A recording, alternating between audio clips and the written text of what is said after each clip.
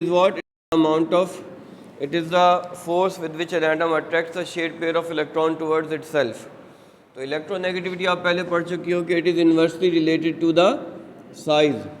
जब आप third period में राइटवर्ड आओगे तो size would decrease and the electronegativity will increase. In third period rightward electronegativity increases because of decrease in the size. Now we come to the physical properties electrical conductivity.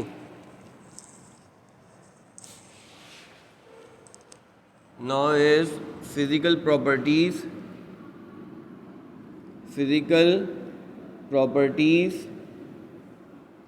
And physical properties में क्या देखेंगे? Electrical conductivity. देखो electrical conductivity कौन देगा? Metals देंगे ना, non metals तो नहीं देंगे. तो सोडियम पीरियड 3 के अंदर सोडियम की electrical conductivity is less than magnesium. Why? इसलिए कि वैलेंस इलेक्ट्रॉन्स जो है ना, वी इलेक्ट्रॉन का क्या मतलब है यहाँ पे? Valence electron. सोडियम में 1 है और मैग्नीशियम में वैलेंस इलेक्ट्रॉन 2 हैं. तो इनकी इलेक्ट्रिकल कंडक्टिविटी तो वैलेंस इलेक्ट्रॉन की वजह से होती है ना. तो magnesium would have higher electrical conductivity. Aluminium के अंदर जो कंडक्टर इलेक्ट्रॉन कितने आ जाते हैं? वैलेंस इलेक्ट्रॉन 3 हो जाते हैं. तो इलेक्ट्रिकल कंडक्टिविटी क्या हो जाती है? इलेक्ट्रिकल कंडक्टिविटी और बढ़ जाती है. लेकिन आपको पता है कि जो सिलिकॉन है वो सेमी मेटल है. सिलिकॉन क्या है? सेमी मेटल है. तो सिलिकॉन की इलेक्ट्रिकल कंडक्टिविटी क्या होगी? कम होगी. सिलिकॉन के बाद क्या होगी? क्या होता है सिलिकॉन के बाद? क्या है?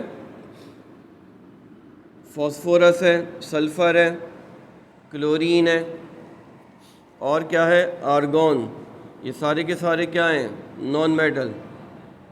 और नॉन मेटल की क्या इलेक्ट्रिकल कंडक्टिविटी होगी?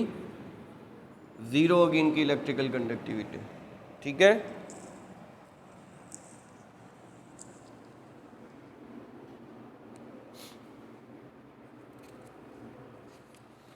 And next is what? Melting and boiling point.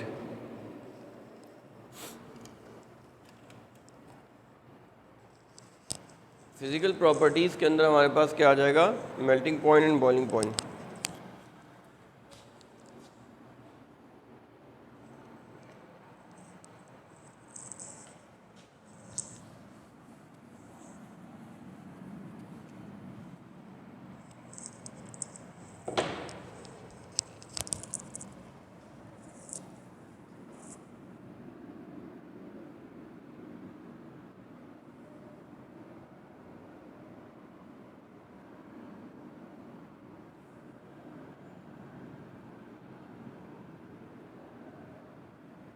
अच्छा बेटा, आप देखो अभी हम जो एग्जांपल देंगे ना, हम को बहुत ट्रू पिक्चर तो नहीं है लेकिन हकीकत के बहुत ज़्यादा नज़दीक है. आप लोगों को याद करने के लिए भी बहुत आसान है.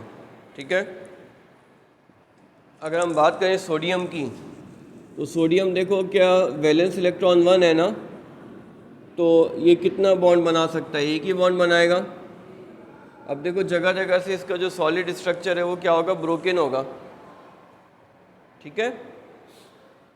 यानी इसका क्रिस्टल वीक होगा, इतना अच्छा क्रिस्टल नहीं होगा. और इनफैक्ट ये होता है बड़ा सॉफ्ट सा मेटल है. यू कैन, आप अपने हथेली से इसको प्रेस कर सकते हैं. बहुत सॉफ्ट होता है बिकॉज इसका वैलेंस इलेक्ट्रॉन एक ही है. तो इसका मेल्टिंग पॉइंट क्या होगा? लो होगा. अब अगर मैं सीक्वेंस बनाना शुरू करूँ ना, तो सोडियम का क्या हो जाएगा? सबसे कम होगा. लेकिन आप देखो ना, मैग्नीशियम की वैलेंस इलेक्ट्रॉन 2 हैं. तो मैग्नीशियम के बाद 2 नेबर आएंगे उसके इलेक्ट्रॉन को पेयर करने के लिए ना. अब देखो ये जो स्ट्रक्चर है, इसमें हर मैग्नीशियम के नेबर कितने हैं? 2 है ना. और ये स्ट्रक्चर आपको लग रहा होगा कि बहुत ज़्यादा स्ट्रॉन्ग है. ऊपर वाले स्ट्रक्चर के मुकाबले में क्या है? स्ट्रॉन्ग है.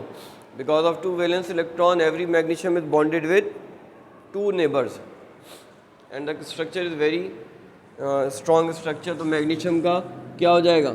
मेल्टिंग पॉइंट इससे हाई हो जाएगा. लेकिन अगर आप एल्युमिनियम को देखो तो एल्युमिनियम का तो नंबर क्या है?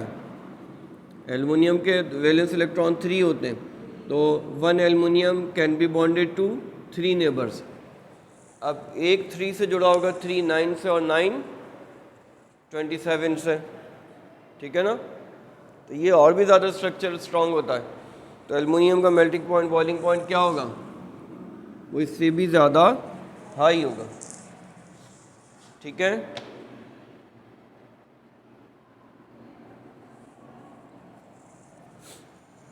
अब देखो इसके बाद क्या आ गया, सिलिकॉन आ गया।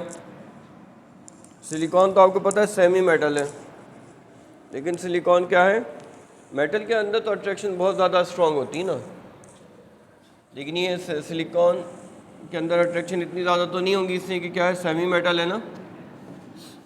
लेकिन ये क्या होगा, सेमी कंडक्टर होता है, टेट्रावेलेंट होगा, टेट्रावेलेंट होगा ये। तो एक सिलिकॉन कितनों से जुड़ा होगा, 4 से जुड़ेगा, एक 4 से, और 4 किससे, 16 से, और 16 64 से। तो ये भी अच्छा खासा स्ट्रक्चर है, स्ट्रॉन्गर। इसका भी मेल्टिंग पॉइंट क्या होगा, हाई होगा।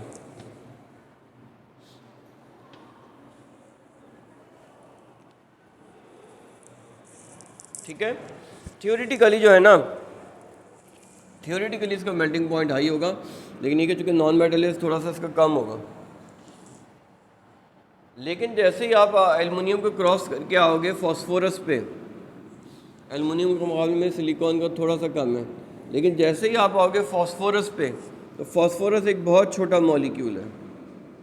फॉस्फोरस की वैलेंसी क्या है, 3 है, ग्रुप 5 का मेंबर है ना। अब आप ये देखो, ये जो हमने स्ट्रक्चर बनाया है, इसमें हर फॉस्फोरस देखो 3 बॉन्ड बना रहा है कि नहीं, हर एक को देख लो, ये ना पीछे से लिंक्ड है, ये वाला और ये वाला। P4 का एक छोटा सा मॉलिक्यूल है, तो बहुत इसका कम मेल्टिंग पॉइंट होगा। सल्फ़र जो है ना, वो ऐसा हेक्सागोनल स्ट्रक्चर होता है, बहुत छोटा सा मॉलिक्यूल है ये भी, तो इसका मेल्टिंग पॉइंट भी क्या होगा, कम होगा। क्लोरीन को देख लो, क्लोरीन का छोटा सा मॉलिक्यूल है, मेल्टिंग पॉइंट बहुत कम होगा। और आर्गॉन तो मोनोएटॉमिक गैस है, उसका तो बहुत ही कम होगा।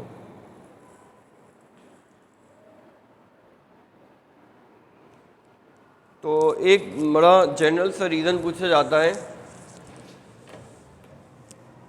कि मेल्टिंग पॉइंट बॉइलिंग पॉइंट में, मेल्टिंग पॉइंट और बॉइलिंग पॉइंट का एक रीज़न बड़ा मशहूर सा है कि melting point and boiling point 1A से लेकर 4A तक इंक्रीज़ करते हैं, और फिर 4A से लेकर 8A तक डिक्रीज़ करते हैं। क्यों? This is because when we move from 1A to 4A, the valence electron increase, as a result the ultimate neighbors of the atoms increase. As a result, the crystals become stronger and stronger, and melting point and boiling point increase. ठीक है? But when we move from group 5A to 8A, we get very small molecules, and because of the small molecules, and boiling point and melting point and boiling point are लो। ठीक है, तो शुरू के अंदर melting boiling point बढ़ रहे होते हैं, बाद में जो है मेल्टिंग पॉइंट और बॉइलिंग पॉइंट क्या हो रहे होते हैं, कम हो रहे होते हैं। सही है।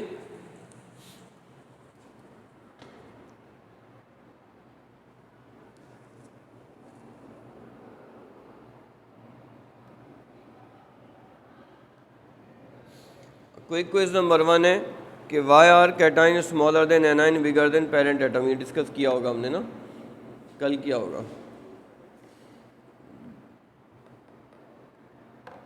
Give the trend of the ionisation energy electronegativity, explain the trend of melting and boiling point. अब आते हैं chemical properties of period 3 elements.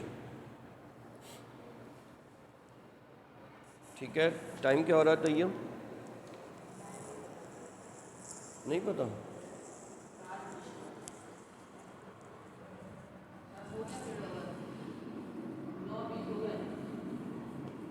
अच्छा, चलो फिर थोड़ा सा ब्रीफली देख लेते हैं जब तक बेल नहीं हो रही। Chemical properties of period 3 elements reaction with water.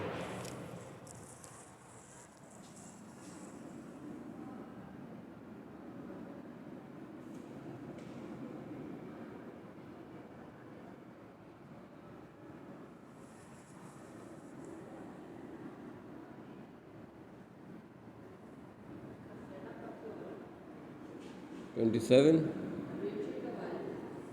आने वाली है।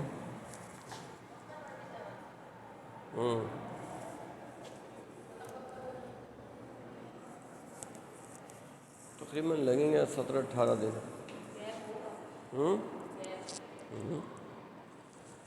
सबसे पहले देखते हैं रिएक्शन विद वाटर।